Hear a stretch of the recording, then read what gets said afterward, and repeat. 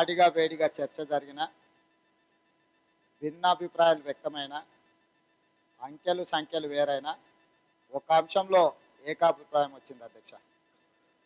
కొత్తగా ఏర్పడ్డ తెలంగాణ రాష్ట్రానికి కేంద్ర పునర్విభజన చట్ట ప్రకారం ఎంతైతే విద్యుత్తు రావాలనో అది కేంద్రం నుంచైనా ఆంధ్రప్రదేశ్ నుంచైనా ఇతర రాష్ట్రాలతో మనకున్న ఒప్పందాల నుంచి ఏది రావాలన్నా కూడా రాబట్టుకోవాలి. మనందరం కలిసికట్టుగా పోరాటం చేయాలి. అదే సందర్భంలో రాజకీయపరమైన అంశాలను ఈ తీర్మానంలో చేర్చడం అనేది మాకు అభ్యంతరం అధ్యక్ష. ఎందుకంటే ఇందులో సమస్యను పరిష్కరించడానికి ఎంత ఆలోచన ఉందో రాజకీయంగా ఇతర పార్టీలను ఇబ్బంది పెట్టాలన్న ఆలోచన కూడా ఈ పదజాలంలో ఉన్నది అధ్యక్ష.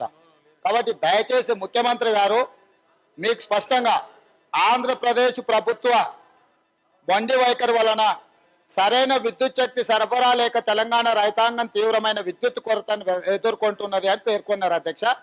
100% దీని పట్ల మాకు అభ్యంతరం ఉన్నది అధ్యక్ష. ఏకగ్రీవ తీర్మానానికి మాకు అభ్యంతరం లేదు, మేము ప్రభుత్వానికి సహకరిస్తాం. కానీ తెలుగుదేశం పార్టీనో లేకపోతే ఆంధ్రప్రదేశ్ ప్రభుత్వాన్ని మమ్మల్ని నిందించినట్టుగా ఇందులో చేర్చడం వల్ల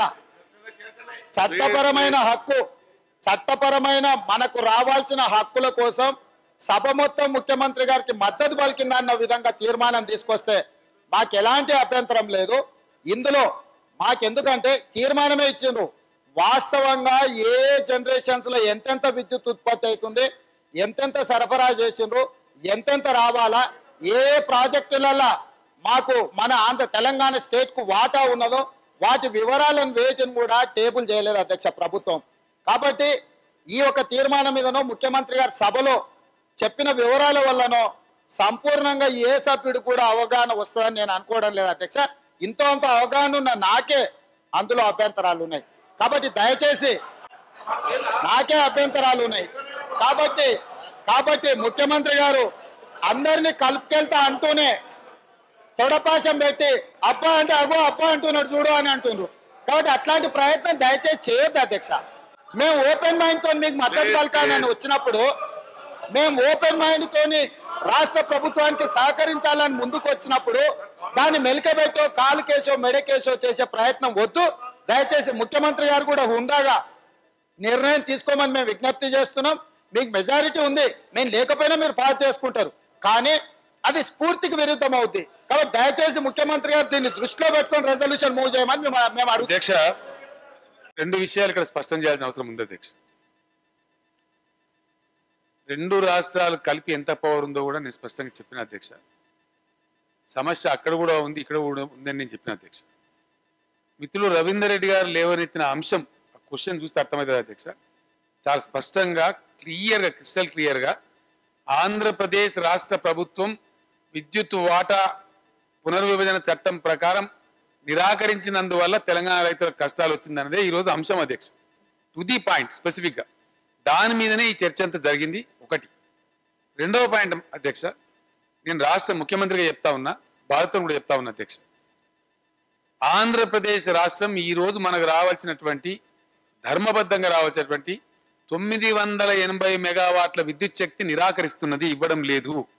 నిన్నగాక మొన్న పరకాల ప్రభాకర్ గారి స్టేట్మెంట్ కూడా మనందరం చూసినాము, అందరం తెల్లారిస్తే పేపర్లు మనం చదువుతాము. దాని మీద ఆయన చాలా దురుసుగా అధ్యక్ష తెలంగాణ ప్రభుత్వానికి తెలివే లేదు, చదివే రాదు అనే పద్ధతిలో కూడా మాట్లాడినారు అధ్యక్ష.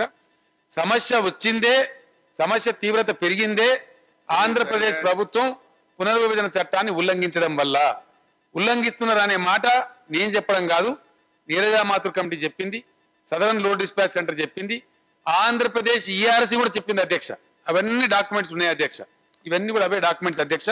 మరి టేబుల్ మీద పెడతాను నేను చెప్పిన ఒక ముఖ్యమంత్రిగా బాధ్యతను నేను చెప్తున్నా తప్ప నేను చిల్లర రాజకీయాల కోసం చెప్పడం లేదు అధ్యక్ష. ఇక్కడ పార్టీ పేరు ఎక్కడ మెన్షన్ చేయలేదు అధ్యక్ష. ఆంధ్రప్రదేశ్ ప్రభుత్వం అనే మేము మెన్షన్ చేసినాం తప్ప పార్టీ పేరు కానీ వ్యక్తుల పేరు కానీ ఇక్కడ లేదు అధ్యక్ష.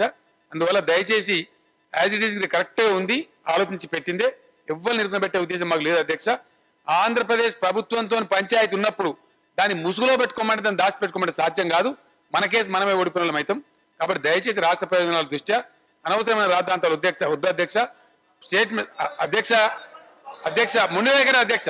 మొండి వైఖరి రిలక్టెంట్ మొండి వైఖరి అంటే రిలక్టెన్స్ అధ్యక్ష, because of the reluctance of the government of AP.